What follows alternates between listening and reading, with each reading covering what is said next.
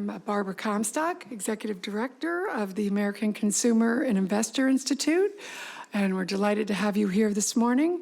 We are a voice for retail investors with a mission to advocate for more choice and access to U.S. financial markets, products, and services, including in the areas of consumer banking, securities, and cryptocurrencies, all accompanied by robust financial education. According to Pew Research, 97% of Americans today own a cell phone, 85% own smartphones, 77% own a desktop or a laptop, and 53% own tablets.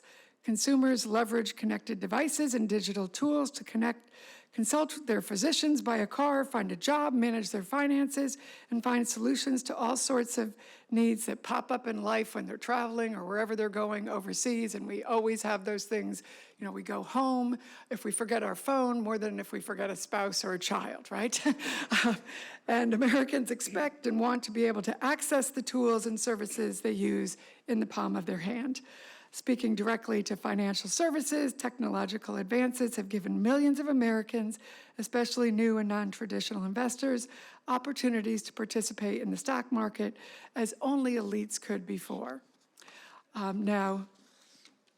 Today, the use of technology by financial firms has produced great results. Tens of millions of retail investors now participate in the U.S.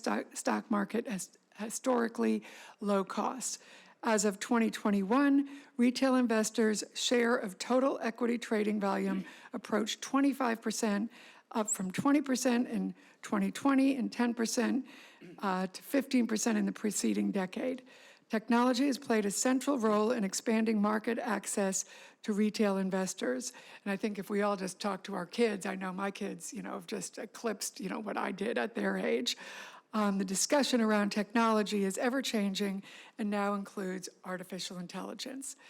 Today, we'll discuss how regulators can take a technology-forward approach to ensure that much of the progress that has been made towards bolstering market access and financial literacy to the benefit of everyday investors' long-term financial health remains available and enhanced over time. Well, thanks a lot, Barbara, and thanks everybody for coming.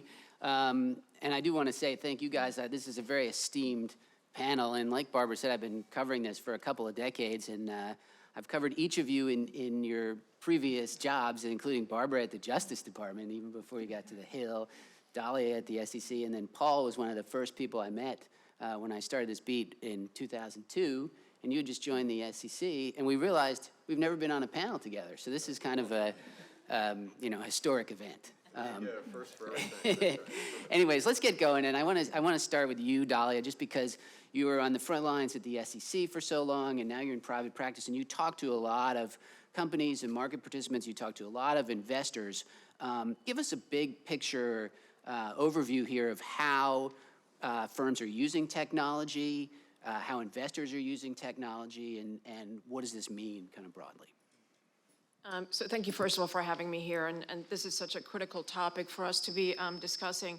So when you look at broker-dealers and investment advisors, regardless of size, they use technology soup to nuts. Front office, back office, middle office, it's really driven by technology. It's used in record keeping, it's used in auditing, it's used in compliance, it's used in product innovation. I mean, it really does deliver innovative, cost-efficient products to the end consumer. Look at model portfolios, just one example, an example that's actually old technology, not even new technology. And now it's scratching the surface. Now we're talking about Gen AI and how Gen AI, can be integrated into financial services and how it can move the market forward, make it more cost-efficient, more effective, more innovative. I actually happen to have a sophomore at Carnegie Mellon studying computer science, and it's made me appreciate two things. Number one, I really don't understand technology as much as I think I do. That's okay. But number two, how much technology is embedded in everything we do, and we're not aware of it. And that's okay. It really does deliver like the end product, our experience, and it really has made the markets accessible to millions and millions of American households. So that's just a segue of like, it's really integral, it is really used, it's really important, even if you don't know, like everybody has an iPhone, we all know that, but even if you don't really understand and see all the pieces of how technology is used, it's there. And then, we have this proposal. By the way, I think as a starting point, the SEC proposed this predictive data analytics proposal. As a starting point, it is not predictive data analytics or AI. Yeah, I guess, Dahlia, that's part of my question. What does the SEC know about this? Well, when you look at the proposal and you have spreadsheets, mentioned, I think it sort of raised a question as to whether the SEC really has studied technology and understands what the coverage is, right? So, at best, I would say it's a fundamental misunderstanding of technology and the piece of technology that are used by broker-dealers, investment advisors, and other regulated entities. At worst, frankly, it's a continued war on technology. I know we're talking here about, artificial intelligence, but we're also talking about the agency that has not moved away from paper delivery. Electronic delivery, there is still hostility towards moving to the 20th century. I'm not even talking 21st. So we still have that, electronic delivery is not on the table, and we're having conversations about it. We're adopting rules, disclosure rules to investors that are still based on paper and PDFs, which you cannot read on your phone. It's not interactive. Hostility towards DLT, has been in the building, continues to be in the building. So, I'm frankly not really surprised that you are seeing this hostility, because it seems to continue a trend towards hostility towards technology.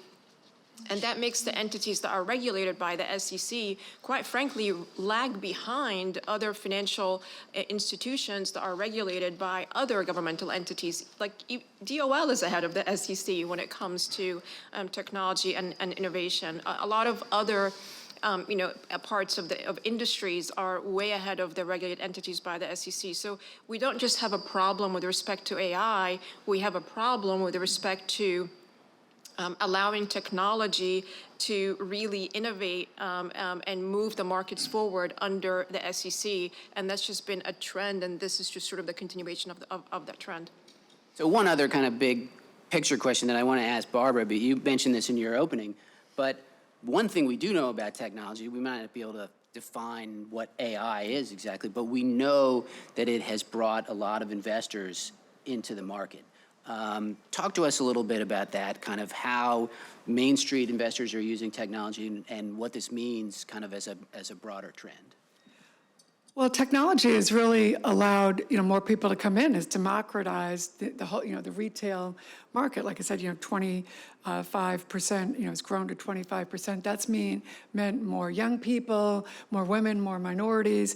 So it's really allowed the market to grow. So, online, you'll be out, I'll be on vacation, I'll be on a plane, and I'll see, I was on a plane recently, and I saw, elderly people, they're checking their marketing. I'm kind of looking and saying, oh, what are they, because I'm always wanting to see what tools are they using, what are they online? I'm not spying on their, on their portfolios, but you do see that people are always, checking in, and they're looking at this because they have these tools now. They can do financial education online, and we've really pushed the financial education much more. All of the platforms are providing this type of financial education, so you can learn a lot more. You can look into the various different industries to see how are they doing, how are they performing over time. And I know my kids, my kids are in their 30s, they all have children now. They are investing much earlier than I did, God bless them. And they are tracking this, and they are doing these things much more aggressively than I did. And my husband's a teacher. He was a principal, and now he's retired and teaching again. And they are teaching kids financial literacy now in high schools and in colleges. And we were doing a program for graduate students down at VCU, and they were telling us that at VCU, these business students are allowed to invest part of the school, I think it was part of the school's endowment, that they were investing and they were, tracking the market. They were performing better than the market. And as a result, you're thinking, here these kids are doing this, and they had a whole process about how they did it. And you imagine if they now go into the real world, they're going to be told they can't use these tools that their university allowed them to use. Or my husband's high school students that are using these tools, they're going to get out into the real world and say, oh, Gary Gensler says you can't do that.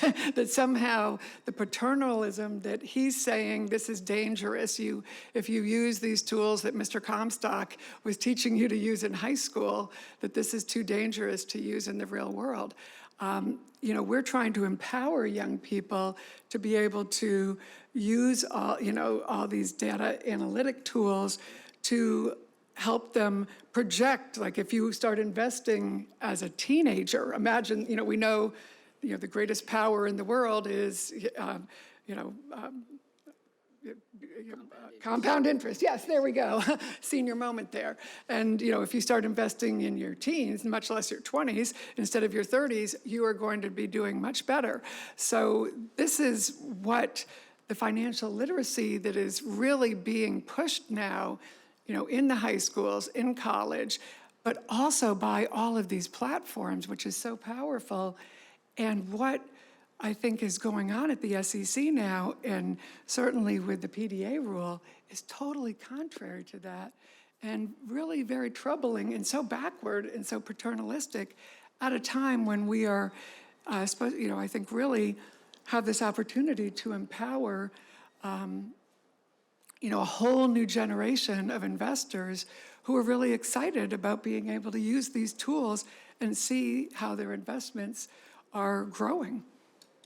All right, and this one's for you, Paul, but I want to get into kind of a little bit more of the weeds of this rule and some of kind of the most controversial aspects of it.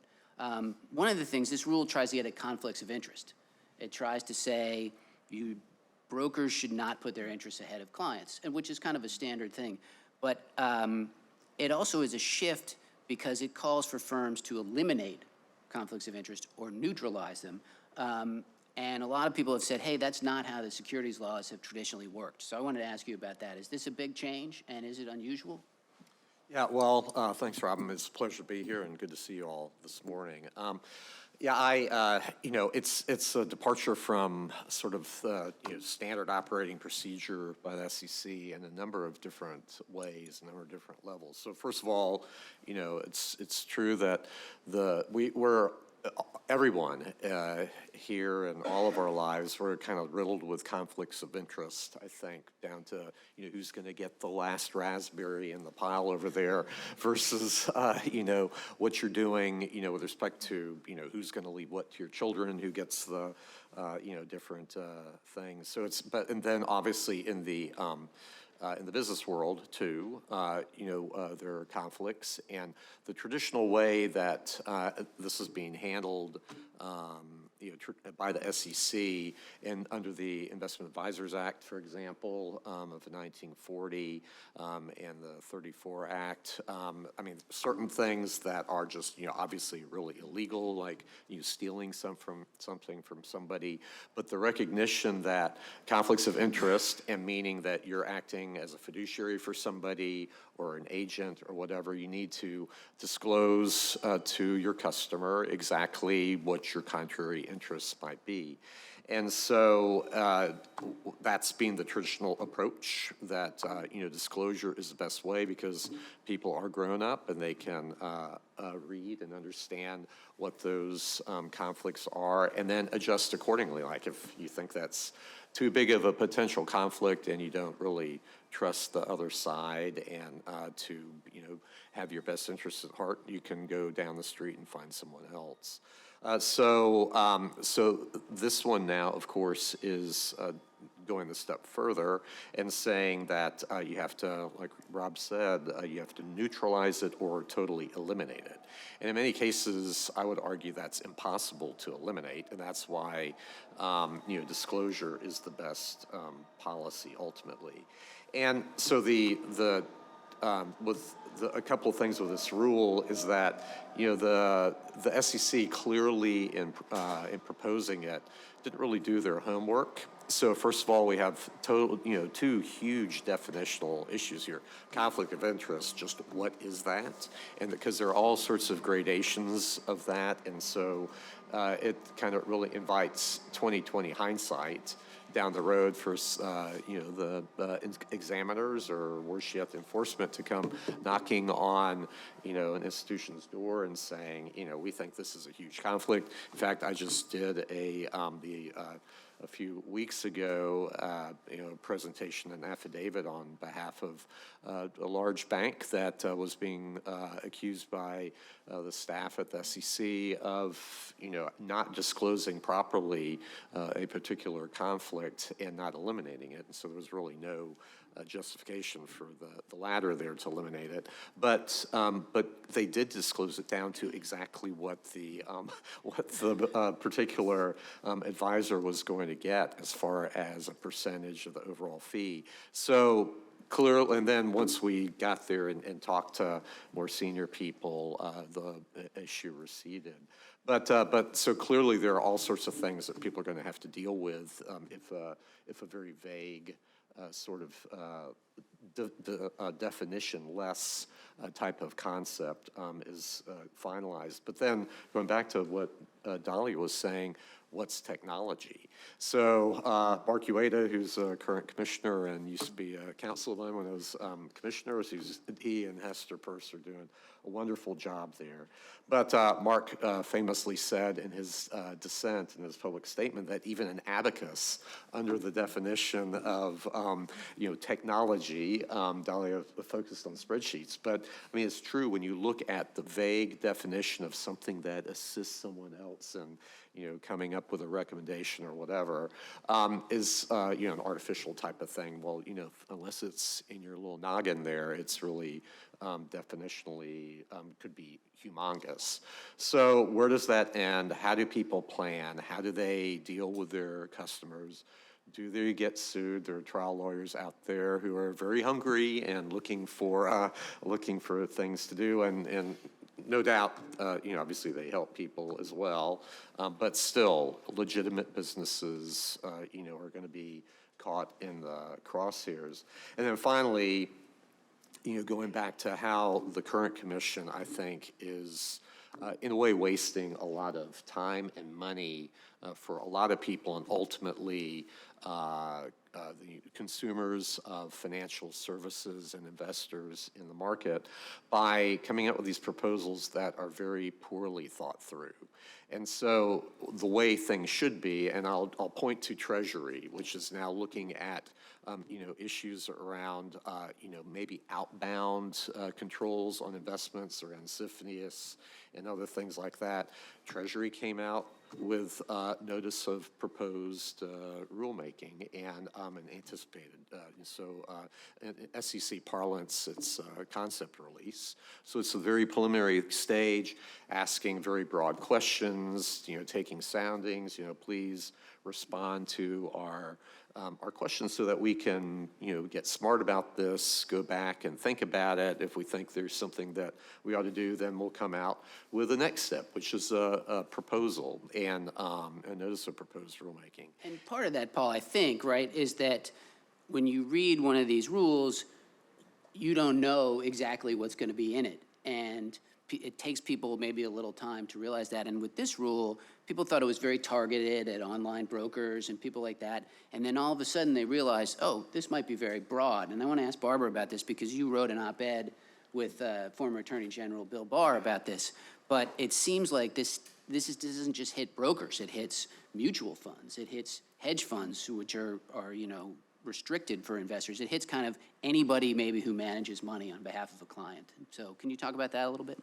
Yeah, and it was also, we pointed out that it started with a false premise that giving information is presumed harmful. So, and I think that whole presumption that this whole operation was harmful, and that really flipped how you normally would look at these things, that this, and maybe we can all discuss that, because I think that presumption is very different from how you all looked at things in the past, right? And that's something that, that it couldn't be consistent with the firm's interest, because usually, if you're going to be in business, the idea that anything that's consistent with the firm's interest is bad. So, usually if you're trying to be in business, you want to do good things for your customer, and if it happens to help you, that's bad. So that's that whole concept for most businesses. If something's good for me and it's good for you, then that usually that That's the essence that of it can yeah. align with the firm and with the consumer is not something that is inconsistent to most businesses. That's not normally how we think of business. So that whole concept was something that we did point out there, and that usually disclosure, as you pointed out, was what we were highlighting, that disclosure is the least restrictive way to deal with that issue. And that, instead of withholding the information altogether, because as we pointed out, this, if we aren't going to allow all these new tools, we're going to go back to, a whole different way of operating. And again, this whole, I just don't think this whole generation of people who have been used to using these tools, they're not going back. These are our tools. Do not take them away from us. And we aren't going back. The U.S. is either going to be leading and we're going to be the innovators, or we're going to be left behind. And I think maybe we can discuss that a little more, because, we've been discussing the rules and all, but I know my former colleague, Charlie Dent, who heads up the Aspen Institute, recently had a get-together with members of Congress, and he called the people like Gary Gensler, who really are trying to restrict AI, called them the doomers. And I think that's really what Senator Rounds was talking about, how whether it's healthcare or defense or in financial services, we either embrace this and we're the leaders, or it's going to be China and Russia and sort of the bad actors who are going to get in this space. So I really thought he had a great vision of how we've got to be the leaders on this. And particularly, I think, in the financial space, we are the leaders already. And our companies, our financial platforms have really done a great job on this. And you all know this better than I. So maybe, if you want to jump in. Yeah, I But mean, think follow up on that. And also, I guess the cost, that's something we haven't talked about yet. But this rule is going to be very costly for firms, but also for investors. There have been some studies that have shown it's going to tick away at investors' returns. And so can you guys kind of talk about that a little bit? It's honestly not even about cost. You can't even comply with it. So when you reach, truly, you cannot comply with this rule. So if you can't comply with it, the cost is infinite. I want to quote this because I think this sort of says it all. This is from the proposal. I'm not making this up. You can find this language.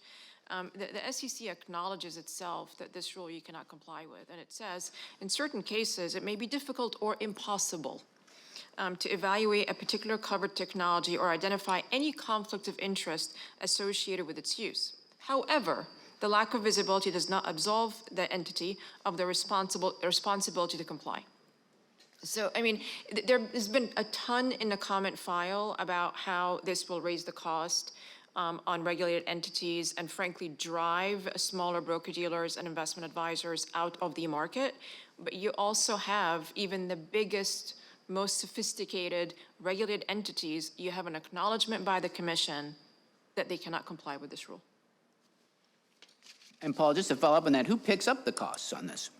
Yeah, well, ultimately, it's the investors and the customers of these institutions that bear the cost, because if you have fewer players in the market today, we have half the number of banks that we had 25 years ago, half the number of broker-dealers, and they're driven out of business largely because of costs. They just can't keep up with the ever-rising cost of compliance. And so then if, like Dalia just pointed out, that the SEC has this admission against interest saying, yeah, okay, in certain, because they, again, going back to the very outset of what we talked about, if you have to eliminate or you have to neutralize the conflict, or maybe you can't use that particular technology or whatever, rather than disclose the problem and let someone like the customer decide, yeah, I'd like for you to do that for me, notwithstanding that particular conflict. I mean, that then really ultimately hurts the investors. So the folks who can afford it, who can hire, their private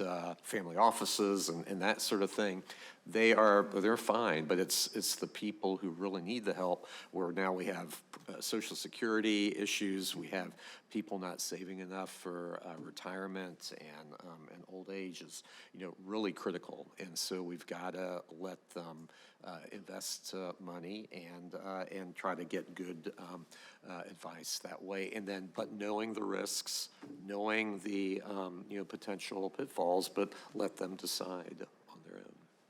And Dolly, I want to ask you about this because you were involved in this at the SEC, but there's rules already out there that deal with a lot of conflicts of interest. And there's the fiduciary rule. There's also Reg BI, which you basically put together. Talk about how this rule, A, is it necessary? Is predictive data analytics necessary because of these? And then also, does it conflict with them? How does it fit with these other rules? Yeah, so we actually had a massive team working on the standards of conduct under Chairman Clayton, and we did roundtables. We did the chairman put out a request for comment before we even started. There was so much discussion before we got to the final, standards of conduct rulemaking package. There are tons of rules that already deal with conflicts of interests between broker-dealers, investment advisors, and the end consumer, right? This is just one of them. You also have the communications rules that brokers and advisors are subject to. You have massive rules around compliance. I could keep on going. The rule book is, there's a highly regulated entities. 2 points. Number one, this is not about conflict of interest. Let's just be very clear. This rule reads conflict out of conflict of interest. They redefined what a conflict of interest is. You've heard it from Paul, from the senator. There's biases, right? And you want to make sure you understand these biases and regulate these biases.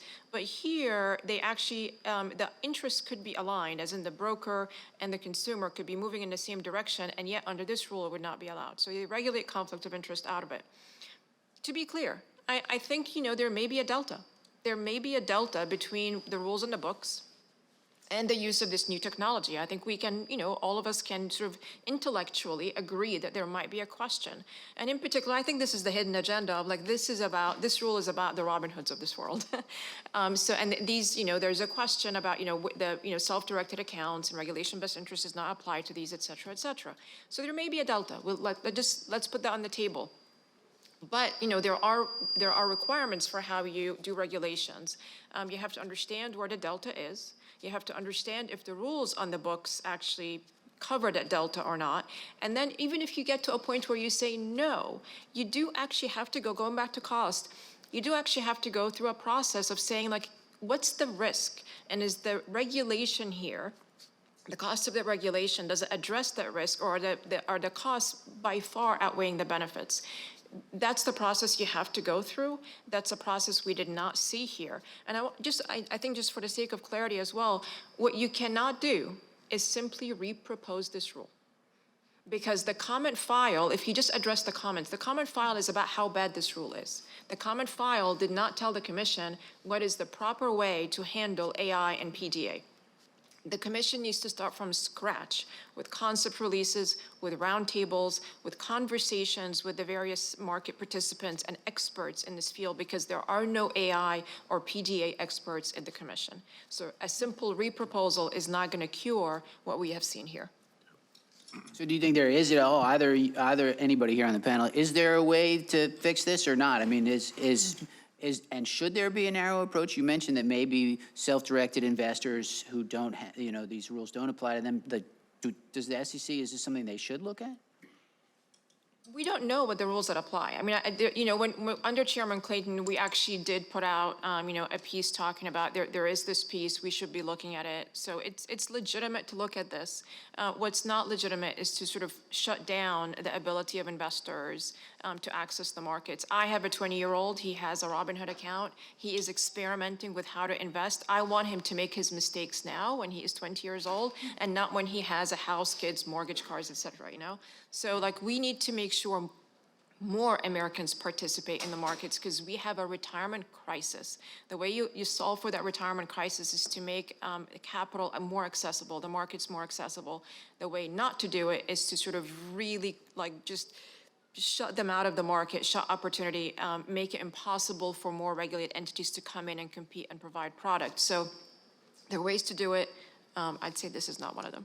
One more thing just to throw in too, I agree with that. So going back to the way the traditional approach would be, if we talk about disclosure, the current approach is a complete, well, A, an ignorance of the marketplace, and B, just like a complete discounting of it. Because the reason why you have disclosure is that then people can publicize, so like, banker A talks to the customer and says, well, look, we have no conflicts here. We this, whatever we do, and just beware of bank B down this road, and, just read carefully their disclosure. Or you read it in the Wall Street Journal, you read it online in Reddit or whatever. People publicize, these things, and that's what kind of drives the whole concept of disclosure. So unfortunately, and that's traditionally from the SEC, they have now departed that. It's all about merit regulation. Big Brother will decide for thee what thou shalt do. It's really unbelievable.